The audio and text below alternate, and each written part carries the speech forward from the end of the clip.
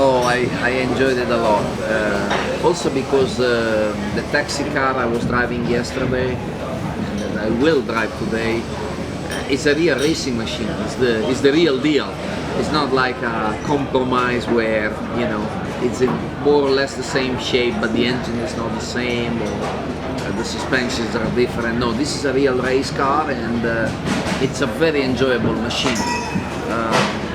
On top, you know, to be able to share the experience with some passenger who had never been in a race car before, and to see the reaction, it's really, you know, it's a lot of fun. And most of them, you know, they don't say much while I'm driving, because of course they are not expecting a car to be able to perform that well around the turns, to be able to slow down that rapidly, because it's a, you know, it's a racing machine which allows me to decelerate incredibly rapidly. But at the end of the day, when they get out of it and they kind of catch their breath again, you know, they always have you know, funny words, yeah, to say and to describe the adventure.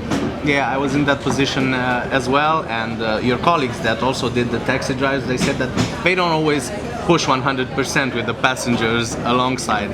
I assume that you quite pushed very hard. I would say 99. Yeah, some others said 80, so I definitely assume that you went a bit further. I kept a little margin, but not because I have a passenger, just because I don't want to do anything silly. You know, there were other cars around there, and so, like when I was approaching another car, I would always double check the intention of the driver in front of me, and you know, if I would understand that he saw me and he moved away, then I would pass him. Otherwise, I would wait.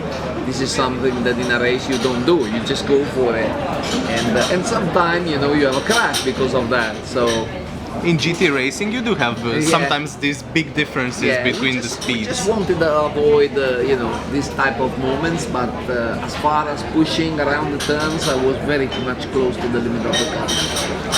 Some years ago, you also did the DTM test with another BMW machine. How much did it change in terms of the modifications for the hand controls? It was the same mechanism back then and now. Similar. As far as the brake system, very similar.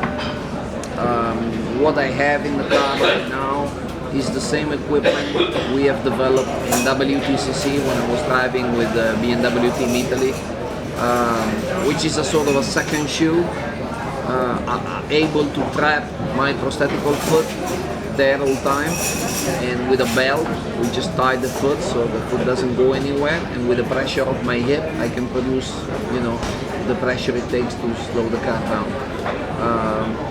The down point of that solution is that the flexibility of my foot and of my shoe interferes a little bit with not only the feel I get from the brake pedal, but also the total travel of the pedal that I can cover with the movement of my hip, which is quite limited. But you know, to be able to drive around here in this circuit and in this situation, it's plenty good, and on top this DTM car has very good brakes, so I don't have to apply as much pressure as I used to do, for instance, like in the GT car, which is a heavier car. We have different brakes, and we need to apply more pressure onto the brake pedal to slow the car down. As far as the steering wheel, I have exactly the same steering wheel that we have developed for the Z4 GT3 car that I used in Spa. So now this is fantastic.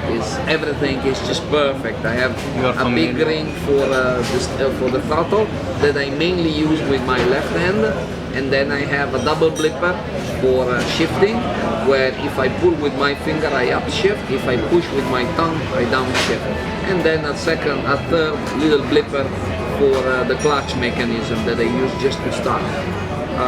This is better than the solution I had at the end of 2012 when I tested the DTM machine, where we brought in some adaptations to some solution that BMW had in-house.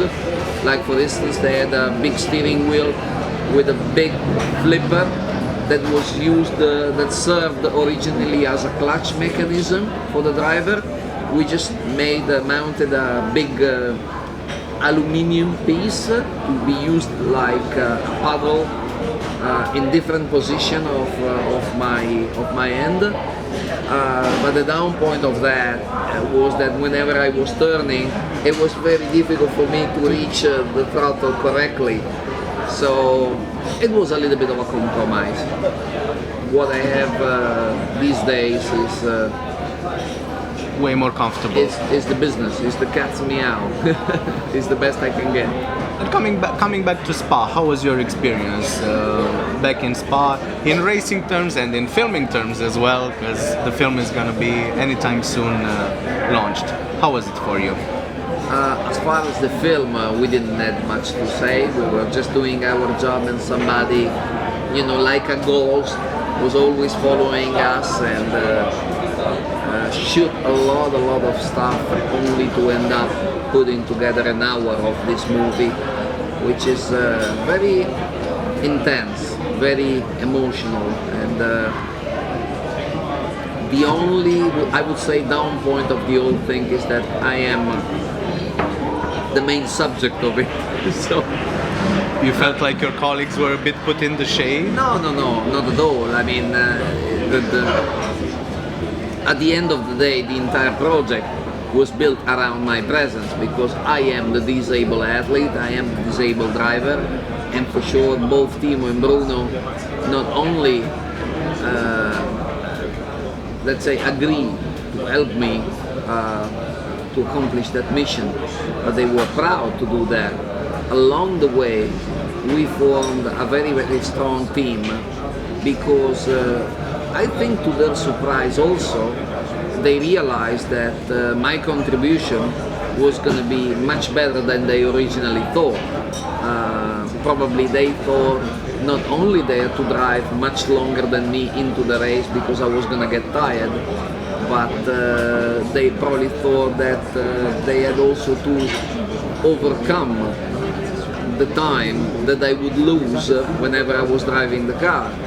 And that was not necessarily the case, or at least not up to what everybody was expecting. So for me this was a great reason of satisfaction, but not only that, we became very rapidly a very strong team where we were all very motivated, and for me to feel really accepted, technically speaking, from them, it was important. It was important to break through emotionally and to start to discuss things like shock absorber, springs, setup setting, as that became the main problem of our mission, make the car faster, not so much helping Alex Zanardi, which at the beginning may have been in everybody's mind.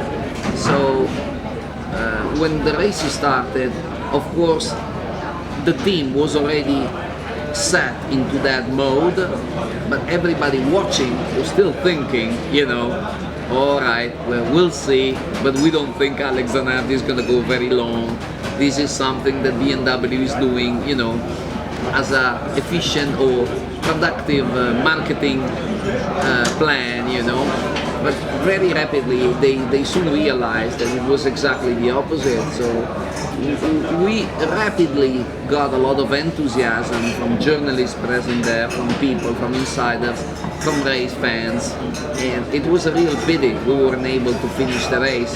But I guess with 23 hours already covered and performing to the level we were performing, everybody now acknowledge that we got the job done. We did a very good job, and I think BMW can be proud of what we were able to display. Is this extra motivation to come back next year, if possible? The motivation would have been in place anyway, because I love to drive beautiful race cars, and BMW has a lot of beautiful race cars that they can offer me to drive.